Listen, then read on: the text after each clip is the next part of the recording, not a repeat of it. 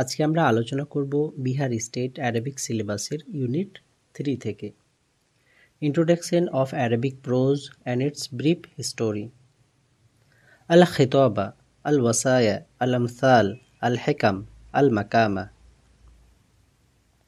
আল খিতাবা বা বক্তৃতা সাধারণত কোনো রাজার রাজদরবারে, যুদ্ধের ময়দানে, বিশিষ্ট অনুষ্ঠান বা মেলায় গণসমাবেশে বক্তৃতা প্রদান করাকে আল খিতাবা বলে।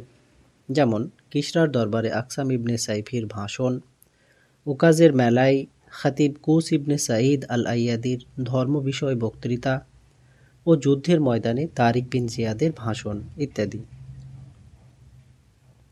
আল ওয়াসায়া বা উপদেশমালা মৃত্যুর পূর্বে অথবা বিশেষ কোনো সময়ে প্রিয়জনদের ডেকে পার্সোনালভাবে উপদেশ দেওয়া বা কিছু বলে যাওয়া, এ ধরনের কথামালাকে আল ওয়াসায়া বা ওসিয়াতুন বলে।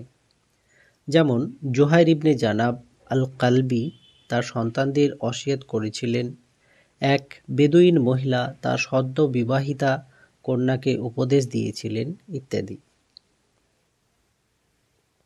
আল আমসাল বা প্রবাদ বাক্য যেসব বাক্য বা উক্তি সংক্ষিপ্ত আকারে কোনো বিশেষ অর্থ বহন করে, যার মাঝে কোনো বাস্তব সত্য নিহিত রয়েছে এবং সেই উক্তি দীর্ঘদিন ধরে লোকের মুখে মুখে চলে আসছে, সেটাকেই আল আমসাল বা প্রবাদ বাক্য বলে।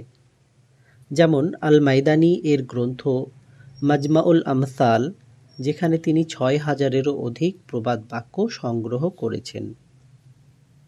আল হেকাম বা তাৎপর্যপূর্ণ কথা গভীর জ্ঞান ও যুক্তি বুদ্ধি দিয়ে যাবতীয় বিষয়বস্তুকে সঠিক জ্ঞান দ্বারা জানা বা অর্জিত জ্ঞান সঠিকভাবে কাজে লাগানোর বিশেষ জ্ঞানকে আল হেকাম বা প্রজ্ঞা বলে। যেমন এখানে আমরা আকসাম ইবনে সাইফি ও কুস ইবনে সাঈদ আল আইয়াদির নাম উল্লেখ করতে পারি।